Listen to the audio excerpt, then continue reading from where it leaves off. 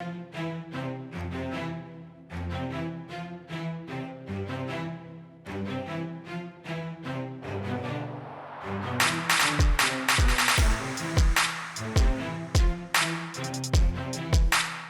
to the Social Chameleon Show, where it's our goal to help you learn, grow, and transform into the person you want to become. Today, I'm talking with Jessica Yarbrough.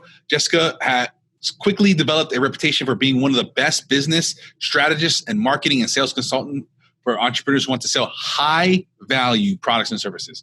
Jessica's a genius at showing entrepreneurs how to build an expert platform, rapidly raise their value, build their credibility online, and attract high-paying clients. She travels the world teaching and inspiring entrepreneurs and helping them grow their influence and make income and impact that they desire. This was a great fun interview with Jessica. There is a little bit of choppiness in there. Sorry about that. At the time of the recording, this is end of April. I don't know if Zoom's a little too busy to handle the volume of calls with everybody being stuck home in quarantine. I do apologize for some of the choppiness in there. Without further ado, let's listen and talk with Jessica. All right, Jessica, welcome to the Social Chameleon Show. Thanks for finally getting out here and connecting. It's been quite a new year, I got to say that. Absolutely. Kind of crazy times, but here we are, live and kicking 6 feet above the ground. So we're doing all right. Definitely so. I guess we originally kind of, had a whole different kind of maybe idea of this thing. But for those, they've heard the intro in the beginning here, but can we just kind of share your story real quick and kind of get up to speed on who you are, what you're up to, and all those kind of things real quick here? Absolutely. So I'm a business strategist and growth expert, and really entrepreneurs come to me when they've hit that ceiling in their income and they want to get serious about building a business that is scalable. And they come to me to help them scale and put the systems and marketing in place to help them reach 7 figures and beyond. And with that skill set and the kind of things that are going on now, what are you seeing that's maybe changed? What's different? How is that working for you and your clients and the people that's kind of around your circle? Yeah, I think if you were in a place of struggle during a booming market, that you're probably going to be in a really bad space right now. And so it's a good time to reevaluate your business model, the industry that you're in, and see if maybe it's time for a change. For those of my clients or for entrepreneurs I know that were already thriving in a booming market, hopefully most of them have a steady client base, already have their lead gen process dialed in. So there's changes perhaps in their ad copy or their messaging, but things haven't changed a lot for everyone that was already doing quite well in the coaching and consulting world. Mm-hmm. Yeah, I did see on your LinkedIn, I guess, for reference here, we're doing this April 21st. So end of April, things are, I feel like, winding down a bit as maybe for context for when this does air. But I did see on your LinkedIn, the past few days or something like that, I see you have success stories of clients still closing deals, big 5-figure deals. I think one I saw for $45,000 in this month of April. That's happening when, a lot of people are saying the sky is falling. It seems your clients are still succeeding. What maybe is still working or what wasn't working that's now working or something like that? What are you seeing with yourself or maybe your clients that is helping these people still kind of thrive and even reach new heights? Well, part of it is your positioning. So if you have strong position in the marketplace, if you're seen as an expert, people are always going to need your expertise. We always need our problem solved. So for those people that are realizing that have built an expert business, you're still going to continue to see stability and possibly even growth, just depending on your industry and the opportunity that presents itself. For also depending on your ideal client. So if you're working with people who are at a threshold of a higher income, or if you're working with businesses that are earning a lot higher money, a lot higher revenue, then you're in a better position. So, follow the money, Look at who your ideal client is. If you're marketing to people who can't afford your services, then shift and market to people who can. There are plenty of industries that are doing really well right now. Yeah. We know Amazon just added or is looking to add 100,000 jobs. We've got companies like Zoom, Otter, all these tech companies that are doing quite well. You will see a boom in any healthcare related things. Hospital systems, healthcare services. I mean, there's always opportunity. So it's about finding like, where does your opportunity align with given the current state? Yeah, I've heard tons of places, food industries and farmers and stuff that just never were, they're just exploding and things I never even thought of that would really kind of boom. It really just has boom. What are you telling the people that are struggling that maybe their core idea of their customer was a little off, or these different things maybe that were chugging along just enough to kind of make things, and now the messaging is the money is maybe a little tighter and these things are tighter. What are you telling these people to do to clean things up or make adjustments and stuff like that? Well, I'd first gauge like, what is your financial health right now? And if you need money, then you got to do what you got to do, right? Yeah. So if you're in a time of like, hey, I have to make money, I have to provide for my family, then you need to look at how can I create a campaign that is going to generate enough revenue to get me through the next 30, 60, 90 days. If you're good for the next 90 days, then it's about making those micro adjustments in your messaging and positioning so that you're still staying relevant. You're still showing up as the expert, as the leader, as the person who can solve your ideal client's problems. That's really the two options that you have right now. And those that are in a really good place and a place of growth, then look at where you can make strategic alliances. Now's a great time to buy businesses. Now's a great time to create partnerships, alliances, anything that is strategic and can help grow your business faster. So there's a couple different areas just depending on your financial health right now in this day and age. Definitely. I guess the first thing that pops in my mind with that is how do you not stay sleazy or just a cash grab type thing? And it's like, and what really in the long term really is going to affect your relationships and your reputation and different things. How do you, I know it's tough when money's tight and when your back's against the wall to just, you see a cash grab and you just go for it.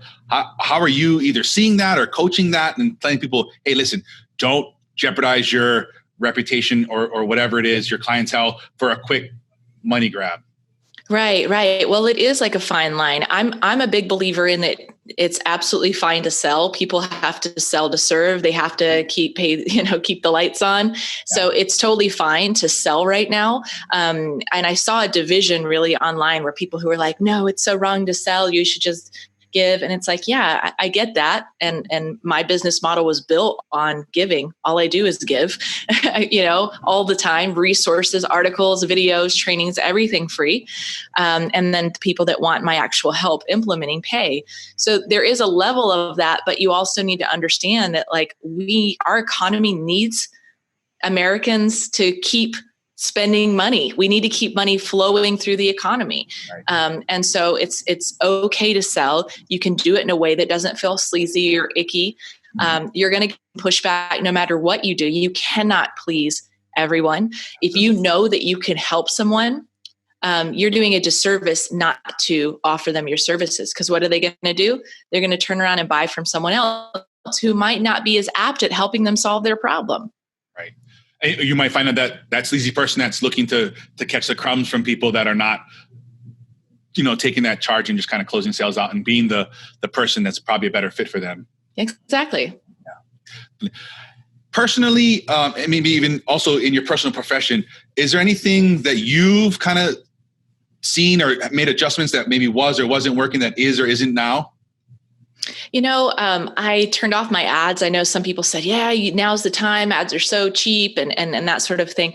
With my programs and my particular market, they're not the watch a webinar and buy $1,000 course. So for me, it didn't really make sense to be running those right now. I have a high investment products with a high ROI potential, as you know, from my case studies. So my goal was not to get sucked into the negativity or the fear or anything else that's happening, and to continue to stay congruent with my message. And for me, that meant one of the adjustments I made was pausing my ads and ramping them back up as Trump needs to open up the economy again. Is there things maybe that you thought or it seemed like that were important and must do, must have things that maybe you've taken some time and step back a little and say, maybe these aren't important, or maybe vice versa, things that you didn't feel were very important or very worth your time that have now become something like, well, I really was missing an opportunity here in some way?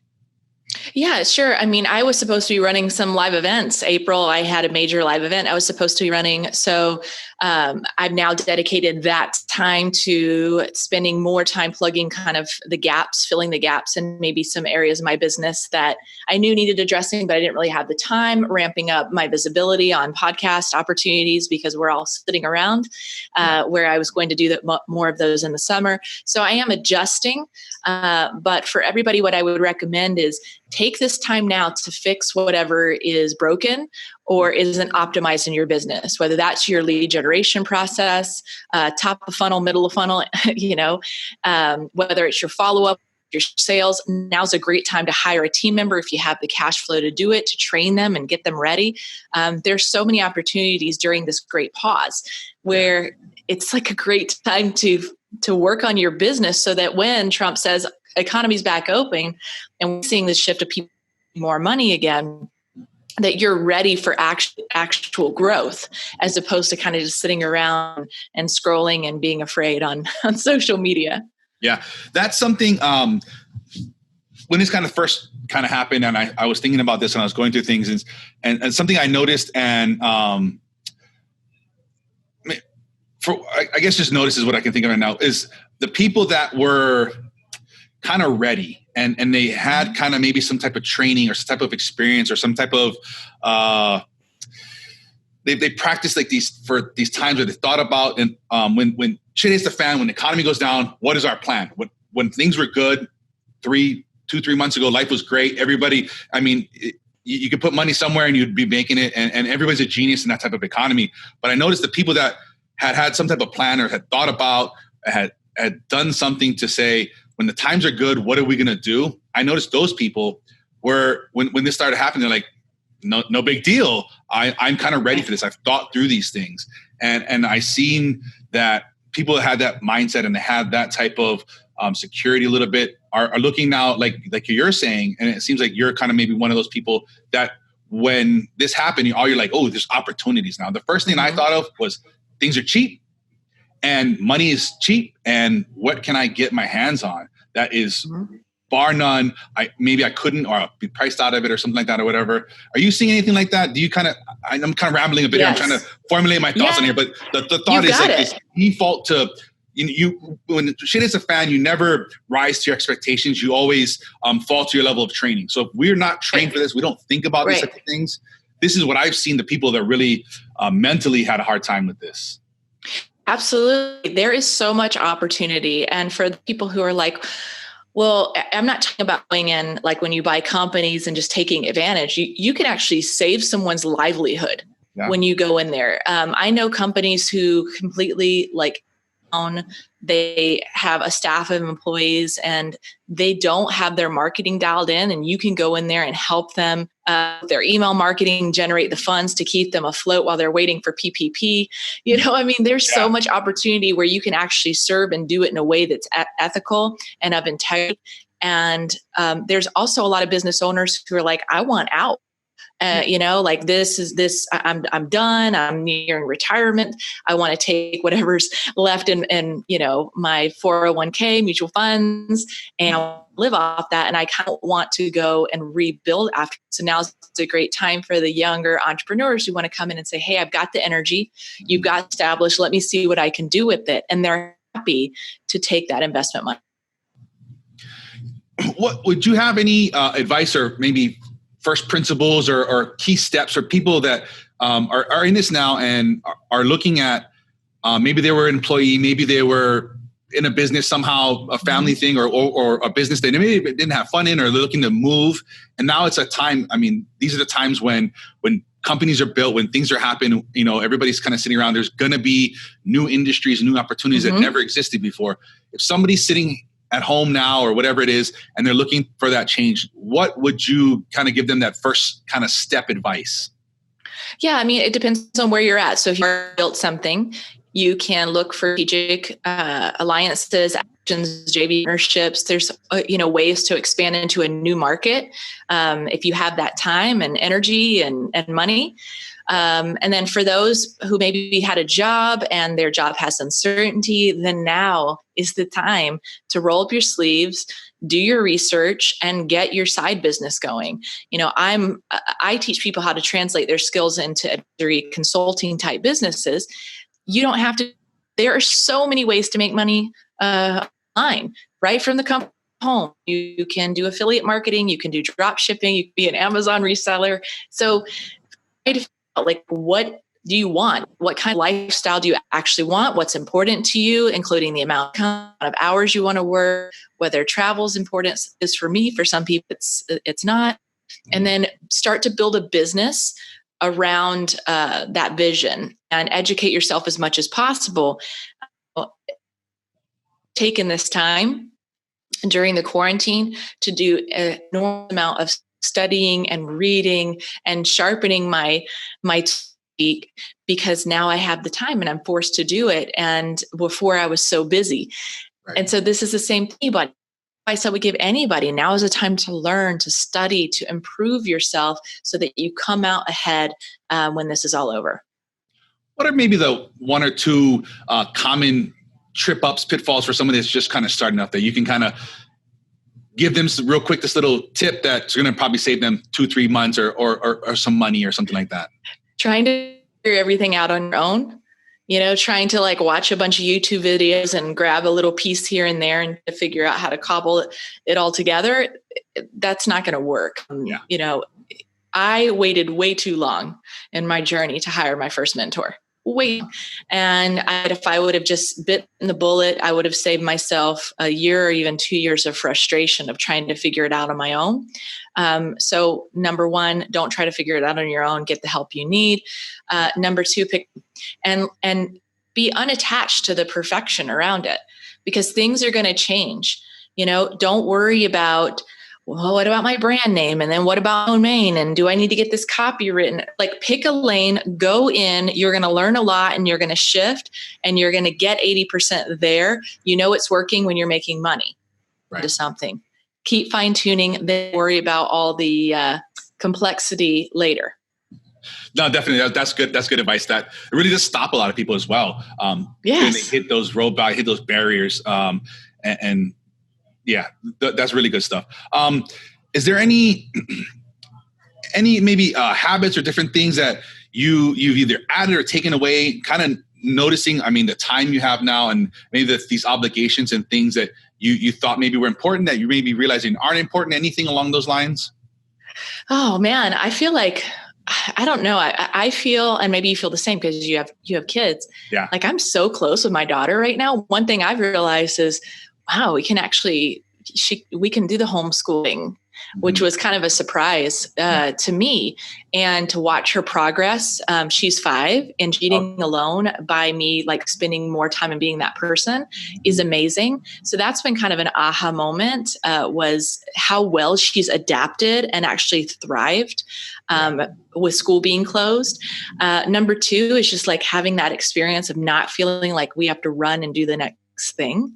I felt like everything we were doing before, I got an entertainer to run here, and we have memberships at everything that you can imagine. We were always just on the go. Now we're creative and we're, find ways to find home, which is interesting. So all of those things have been fascinating for me from a family perspective.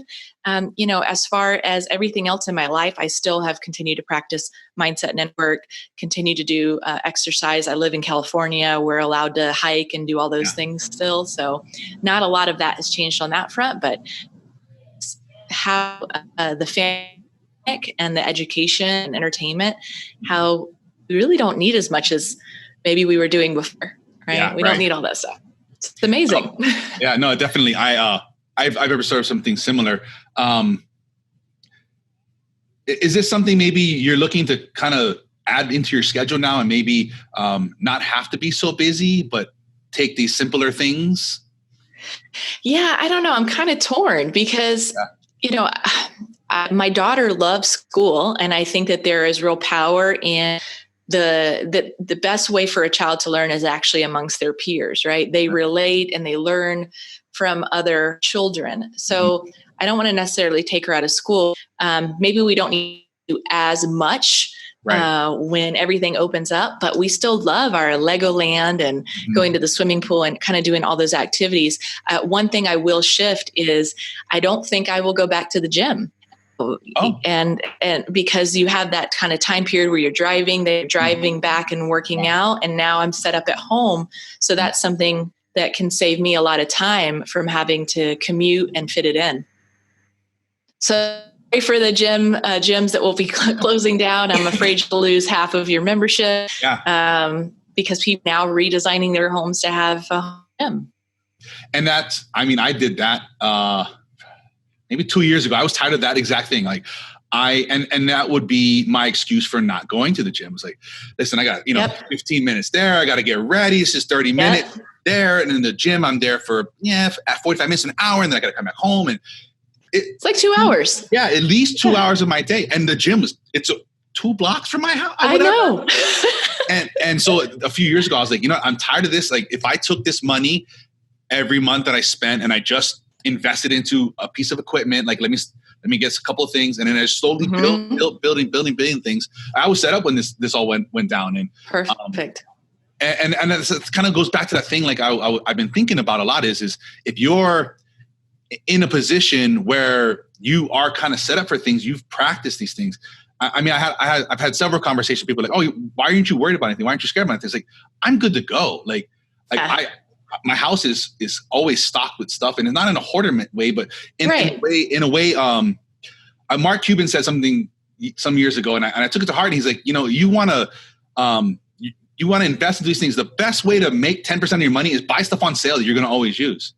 And I was like, that's a genius idea. And so I started buying, the things I know every 3-6 months.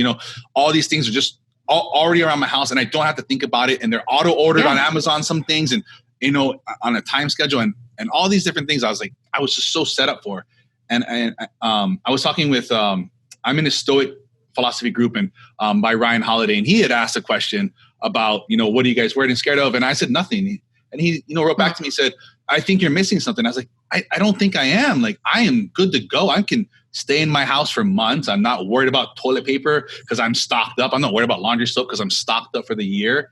And all these different types of things. I don't know. It's just these things I keep kind of coming back to. I see that in the businesses too. These businesses that I work with too. It's like, and I always try to tell people, you got to be prepared. You got to set yourself up. And the ones that kind of were and understood that, they're fine. And the ones that were kind of struggling and they didn't get it, and so life is good. The stock market is always going to be up. Everybody's always going to have money. And those are people that have struggled. And it's interesting to see. And it's also what you're sharing, because I have this mindset, but it's a choice. Right. It really is. So some people are allowing themselves to go into the fear and into the drama. And you can be objective. You can take a step back and say, I'm bigger than my circumstances. In fact, your circumstances don't make you, they reveal you. And so how you're choosing up right now, count your blessings, be grateful. There's a lot that you can do and be in control, which is your thoughts, emotions, and your actions, your words. So you're doing the right thing and you're on the right path. Thank you. I actually want to kind of share those things and stuff. And I think the one thing we need to all learn, I think kind of coming out of this, and that sounds like some dick ass shit, but I think we've got to, it's hard. We got to prepare, and we got to look back on this and what I'm trying to, I wish I could figure out this. I wish I had thought about this more, but it's this preparedness and this type of thing where, I can't quite come up with the words for it, but just looking back on this and looking and saying, what was I scared of? What was I not prepared for? And kind of prepared for that and don't lose that kind of thing. All these things we took for granted, hugging your friends, shaking people's hands, human contact, being worried about money and different things and worried about supplies and business and so many things. I hope this doesn't kind of, I hope it's not lost on people when this is all over with and we kind of go back to this normal type thing, which is nothing we can imagine what normal is going to be anymore. But I hope this isn't lost on people. I think so. I think opportunity for growth and for perspective, like rethinking perspective and what's important. And, it's a reminder. Nothing has ever been like this really in our history. I mean, the modern history. I mean, we've got something like the day bubonic plague, but nothing recent. And, it's a first. I disagree with that. Yeah. Yeah. And I think that's part of the problem is we forget so quickly. 2008, I think, was just as bad as this. Maybe we weren't stuck inside, but boy, was the world crumbling around us. Oh, yes. The real estate. Yes. Right? Global scale. Yes. And then, there are these different, diseases and stuff that kind of come and go. Nothing on the disease front is bad, but I mean, there's the .com boom not too long back. A lot of people remember that.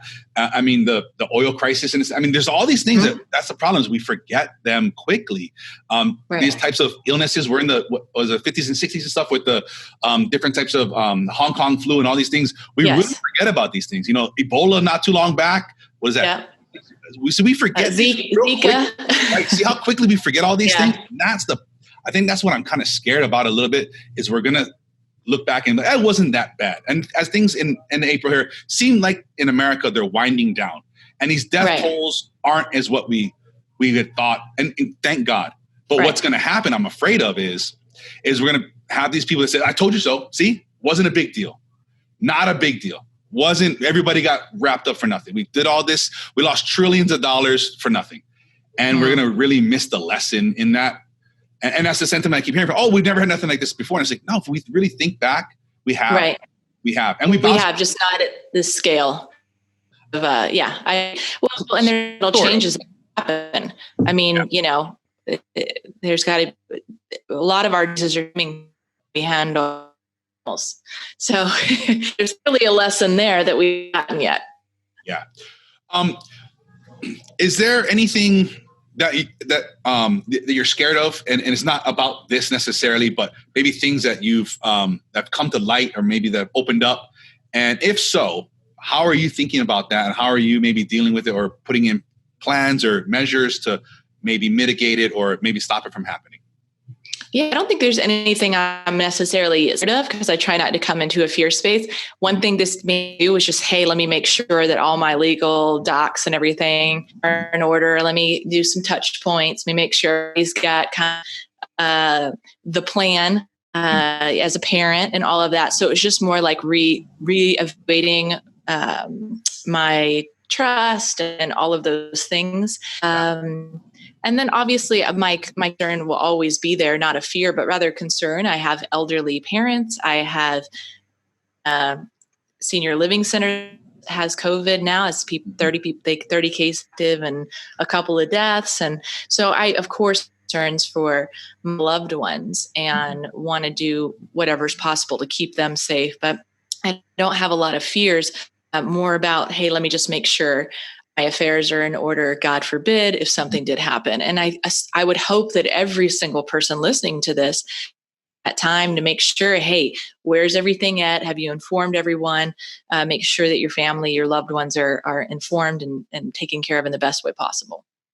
Yeah, that was one thing I put off for many years of getting my trust and all that stuff in order. And I finally did it. And I don't know if it was November, December, and I finally got it done. I was like, I need to stop procrastinating this and get it done. Things were kind of slow in December.